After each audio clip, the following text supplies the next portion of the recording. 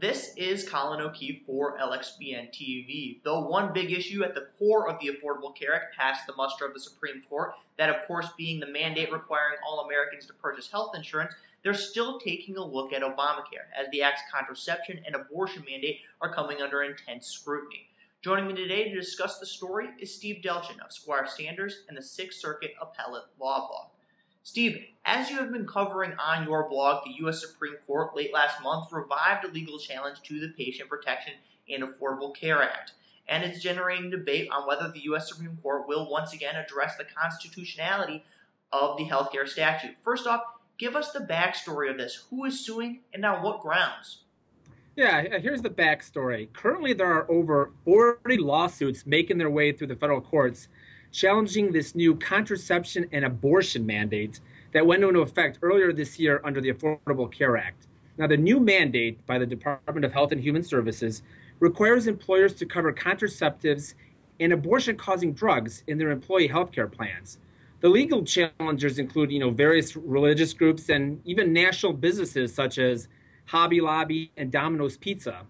The challengers are arguing that the mandate is a direct attack on their religious freedoms because it requires their employee health care plans to basically serve as a vehicle for both birth control and abortion.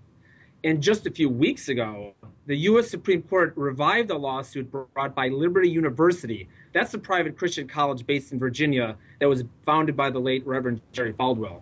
Liberty is challenging the abortion mandate as unconstitutional on the ground that it involves the forced funding of abortion in a violation of the school's right to religious liberty. The dean of Liberty Law School, Matt Staver, has stated that, quote, Obamacare is the biggest funding of abortion in American history. Colin, what's interesting is a lot of people believe that the constitutionality of the healthcare statute, was settled by the Supreme Court's landmark decision back on June 29th, which upheld the so-called individual mandate under the healthcare statute. But as you can see, there are a number of legal issues that the Supreme Court's decision did not address. And the Supreme Court is allowing those challenges to go forward on the merits. So, that's where we stand. The challenges are going forward in the federal courts. Interesting. So, of course, it sounds like Liberty University lawsuit is raising challenges to several controversial provisions of the Affordable Care Act. Can you give us an overview of Liberty's legal arguments in challenging the federal law? Sure. Liberty is advancing a number of religious-based challenges to the abortion mandate. But, just keep in mind, the religious-based challenges are much narrower than the challenge to the individual mandate that we saw at the Supreme Court earlier this year. So even if these religious-based challenges are successful, they're not going to completely undercut the healthcare statute. But, they may upset the goal of providing universal healthcare coverage. So, getting back to the Liberty case, Liberty first claims that the healthcare statute, or that the mandate, is discriminatory.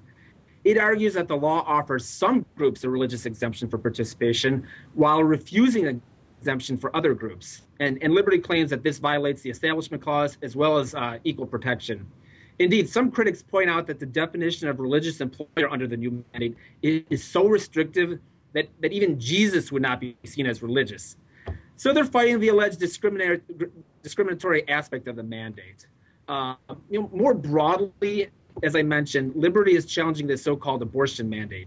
It claims that it violates its right to the free exercise of religion as guaranteed by the First Amendment, as well as its rights under the Religious Freedom Restoration Act, which is the federal statute that exempts religious institutions from laws that violate their beliefs, absent a compelling governmental interest. So for Liberty, the abortion mandate is similar to the federal government ordering the Arbor Day Foundation, for example, to pay for the chopping down of trees, or the federal government ordering Greenpeace to start paying for the construction of nuclear power plants. This mandate is very controversial because it's seen by challengers as threatening some of their most deeply held religious convictions. Interesting. So what are the prospects of success for challenges of the abortion and contraception mandates? Well, in evaluating whether the challenges to the mandate will be successful, it's important to keep in mind that the United States throughout its history has always been protective of religious liberties. And add to the fact that the Supreme Court just earlier this year, in what is being hailed as one of the most important religious freedom cases in decades, unanimously rejected the Obama administration's arguments that the federal employment discrimination law should apply to the firing of religious personnel by a church. So these religious-based challenges to the abortion and contraception mandates need to be taken seriously. They're weighty issues and they're real. As I mentioned earlier, the Liberty case is but one of 40 legal challenges to the mandate that are making their way through the federal courts right now. And any one of these 40 could end up at the Supreme Court next year. You know, just a few weeks ago, the Eighth Circuit Court of Appeals became the first appellate court in the country to issue an order against the mandate when it granted a preliminary injunction in favor of a company called O'Brien Industrial Holdings, which is a private for-profit business in Missouri. Frank O'Brien is the owner of O'Brien Industrial Holdings. He's a devout Catholic, and his company established a policy saying that it cannot provide coverage for contraceptives or abortion-related services because this is inconsistent with the company's moral values. And his company is vigorously challenging the mandate on religious liberty grounds. Injunctions against the contraception against the mandate have also been entered by district courts in both the D.C. Circuit and the Sixth Circuit. And these orders are sending a message that, you know, religious beliefs of employers must be respected by the government. So we'll be following these, lawsuits closely, and it would not be surprising to see that the Supreme Court will take on these issues next year. So, Colin, stay tuned. It's going to be interesting to see if for, the second summer in a row, we see Obamacare / the Affordable Care Act back in the Supreme Court. That was Squire Sanders attorney Steve Delchin. For more of his insight, be sure to visit SixthCircuitAppellateBlog.com. And for more curated commentary on the continued implementation of Obamacare, visit LXBN.com, search for Affordable Care Act, and then click on that tag for our dedicated section. Thank you, Steve.